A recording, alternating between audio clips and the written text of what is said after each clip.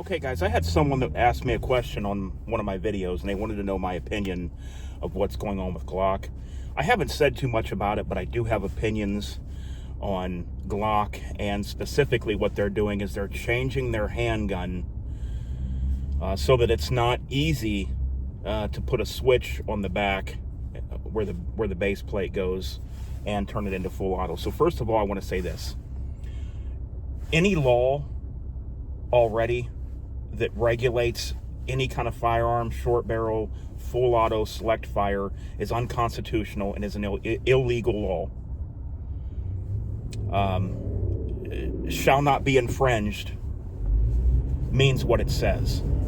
So at some point in time in our history, there was a group of bureaucrats that got together. Some of them probably never even held a gun, didn't even know how to use a gun, and decided, our servants decided, the ones we pay our tax money to and we fund and support their families, our servants decided that they're going to tell us what we can and can't own. Some states it's how many bullets you can have in a gun. So my opinion is, right off the bat, is that no other man has the right to tell me how fast a bullet or how fast bullets can come out of my gun. It's unconstitutional. The only bad part about that is we should have stopped this a long time ago, and we let all these politicians get away with it, going back generational. And now it's one of those things that it would be almost impossible to overturn now that it's in place. You have judges that are letting career criminals right back out on the street with no cash bail. And these same people are going back out and committing equal crimes or worse than what they've already done. They want to violate my rights while letting career criminals right back out on the street with no cash bail. Light sentencing or no jail sentence at all. What I will say is this: Glock, first and foremost, is a business. Glock is not a Second Amendment advocacy foundation. Glock is going to do what they think is going to be in their best interest and to their stockholders first and foremost. Do I like it? No, not at all. And there will be a lot of people that won't buy Glock anymore because of this. Because to people, it feels like they caved in. So what Glock's doing, let me go back and explain, because I didn't really get into this part. Glock is changing the design of the gun a little bit on the inside. I could show you, if I had a Glock out in the part right now, of where the mechanism is on a Glock 18 that makes it go full auto. But in my opinion, the executive board on Glock that decided this, they're looking at it from a money standpoint. And I don't think that's an excuse. I don't think it's right. I'll tell you the worst example of this is Smith & Wesson, when they started drilling holes on the side plate of revolvers, the Hillary hole, because of lawsuits way back in the 90s. Smith & Wesson caved, started drilling revolvers. They said, we'll put a built-in lock on every gun if you'll drop the lawsuits.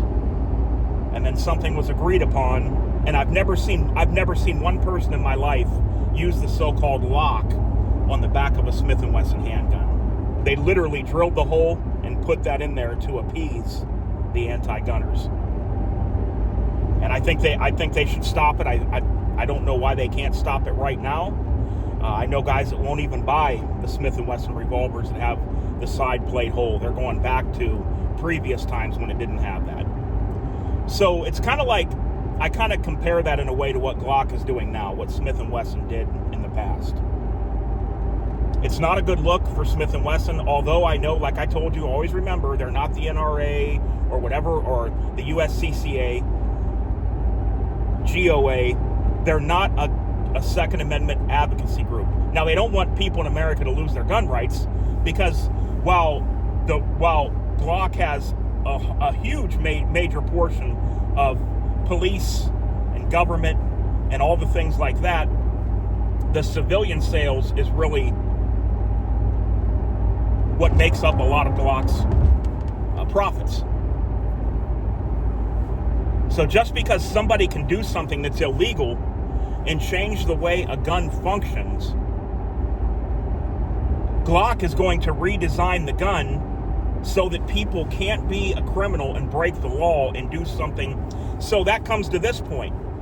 If you're willing to redesign a handgun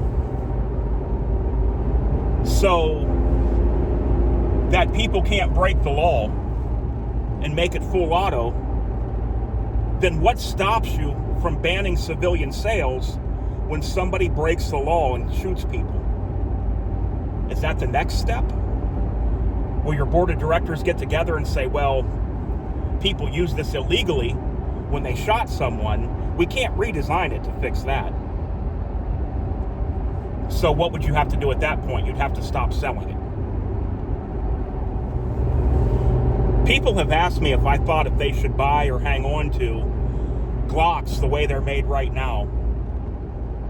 And I say absolutely not. These Glocks right now would only be worth more to somebody that's going to break the unconstitutional law and make it full auto. So if you don't know anybody in your life that's going to make a gun full auto illegally, and it's going to pay you, $800 for the old version, there's no reason to keep it. Because if you're never going to make it full auto and break the law,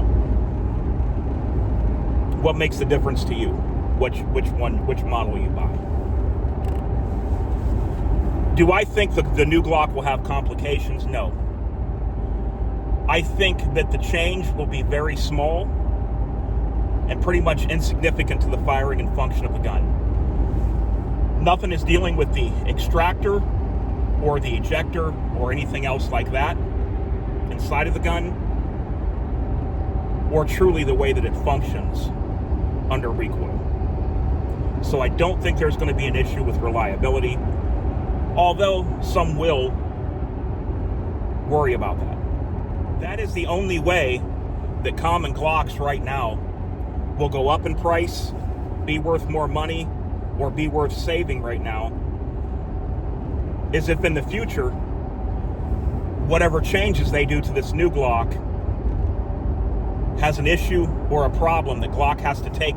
Once Glock has to take something back and correct it, people are going to just automatically think it's no good, or they don't want that version. But I don't think that's going to happen. I think Glock engineers know enough and will be able to make something that won't affect the function of the gun. Heck, they've done subtle changes in things internally all the way up to Gen 5. They've done subtle changes with how the striker block is and some things like that, and it's never affected anything that I know of. What would I like to have seen? I'll say this in ending the video. I would have liked to have seen that Glock said, we're not going to cave, we're not going to change our guns. You need to keep criminals in jail instead of letting them back out on the street. Prosecute those who break the law to the fullest extent of the law, and use the laws you already have on the book. That people are getting something that's illegal already and using their own means to change a product into something it's not sold as, and then break the law. But as I said, at the end of the day, Glock is a business, not a Second Amendment advocacy group. So they are going to do whatever their executives get into this board meeting and think that is going to align with the company. Now, the few people, or here and there, the amount of people that'll stop buying a Glock will not affect Glock sales.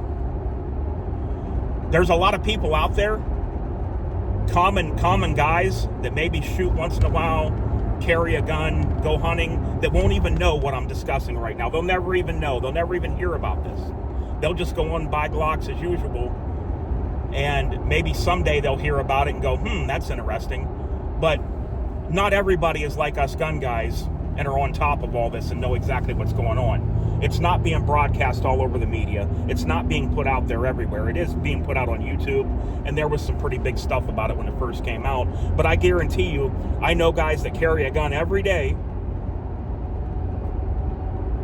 and I know guys that are, I know law enforcement guys that have no idea this is happening. No idea. So, at the end of the day, I'm not going to stop buying or go away from Glocks or anything like that. Like I said, I do think it's a shame. I wish they would have stood their ground. I wish Smith & Wesson would get out of that bind they're in with drilling holes in the side plates of revolvers and calling it a lock that no one ever used that I've ever seen. And that'd be the most dangerous gun you could have. A locked Smith & Wesson would be the most dangerous gun you could ever have. Because if you forgot it was locked and you needed it in a pinch and you had to put that little tiny pencil lead key into that little hole and somebody was kicking down your door and you're sitting there with a gun where the hammer won't move and you got people breaking into your home, that could be the difference between life and death. So Smith & Wesson, to build a gun with a hole drilled in it where you have to put in a key and twist the key around, was the most dangerous firearm that Smith & Wesson ever produced. And they produced it in the name of safety. Till next time, guys, this is DOF, and I'm out.